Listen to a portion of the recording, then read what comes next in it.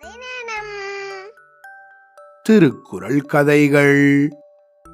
யானையும் எலியும். நம்ம தமிழ்நாட்டுல பல ஊர்கள்ல பல கோட்டைகள் இருக்கு. இந்த கோட்டைகள் எல்லாம் ஒவ்வொரு காலத்துல ஆட்சி பண்ண வெவ்வேறு மன்னர்களால கட்டப்பட்டுச்சு. அப்படிதான் வேலூர்லயும் 1566வது வருஷத்துல சின்ன பொம்மி அப்புறம் திம்ம யாதவ நாயக்கர் அப்படிங்கிறவங்களால கோட்டை ஒண்ணு கட்டப்பட்டுச்சு. இந்த கோட்டையோ அந்த சமயத்துல ஆட்சி பண்ணிக்கிட்டு இருந்த விஜயநகர சாம்ராஜ்யமான சதாசிவராயரால கட்டப்பட்டுச்சு.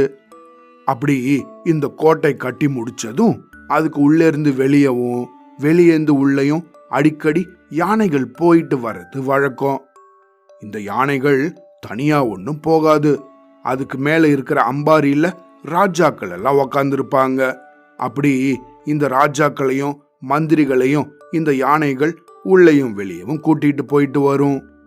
அப்படி இருந்த ஒரு சமயத்துல இந்த கோட்டையை சுத்தி இருந்த வீதிகள்ல நிறைய எலியும் பூனையும் கூட இருந்துச்சுங்க. அப்படிதான் இந்த ராஜ வீதிக்கு பக்கத்திலேயே எலி ஒன்னும் வாழ்ந்துட்டு வந்துச்சு. ஆனா இந்த எலி கிட்ட ஒரு கெட்ட பழக்கம். அதுக்கு எப்பயும் அத பத்தின ஒரு தாழ்வு மனப்பான்மை இருந்துகிட்டே இருந்துச்சு. ஆஹா, நம்மளால அது போல இருக்க முடியலையே, நம்மளால இத போல இருக்க முடியலையே அப்படின்னு எப்பயும் அடுத்தவங்கள பார்த்து இது வருத்தப்பட்டுக்கிட்டே இருக்கும். அப்படிதான் அன்னைக்கும் இந்த எலி வழக்கம் போல ஏதாவது தீனி கிடைக்குமா அப்படின்னு கடைவீதி வழியால நடந்து போய்கிட்டு இருந்துச்சு. அப்படி இது நடந்து போயிட்டே இருக்கும்போது இந்த கடைவீதிக்கு பக்கத்திலேயே இருந்த ராஜ வீதியும் வந்துச்சு. சரி, இன்னைக்கு நமக்கு கடை வீதியில தான் ஒன்னும் கிடைக்கல, ராஜ வீதியிலயாவது ஏதாவது இருக்கா பாப்போம் அப்படின்னு இது ராஜ வீதிக்குள்ள நுழைஞ்சுது. அப்படி இது அங்க போய் கொஞ்ச நேரம் தான் இருக்கும். இந்த கோட்டைக்குள்ள இருந்து யாரோ ஒரு மகாராஜா ஒரு யானை மேல உக்காந்து பயங்கர கம்பீரமாக வந்துகிட்டு இருந்தாரு. அப்படி இந்த ராஜா இந்த யானை மேல உக்காந்து வந்தத இந்த எலியும் கவனிச்சிச்சு. அது பார்த்ததும் இதுக்கு வழக்கம் போல ரொம்ப வருத்தமாயிடுச்சு.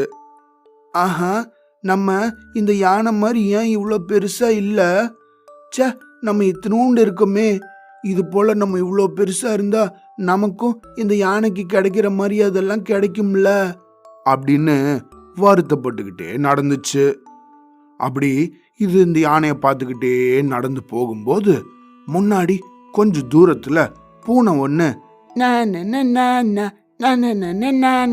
அப்படின்னு பாட்டு பாடிக்கிட்டு மியாவ் மியாவ்னு வந்துகிட்டு இருந்துச்சு. அதை இந்த எலி டக்குன்னு கவனிச்சிடுச்சு. அடடா, இந்த யானைய பார்த்துக்கிட்டே இந்த பூனைய கவனிக்காம விட்டுட்டோமே அப்படின்னு நினைச்சு பக்கத்துல இருந்த ஒரு பொந்துக்குள்ள போய் டபக்குன்னு ஒளிஞ்சுக்குச்சு.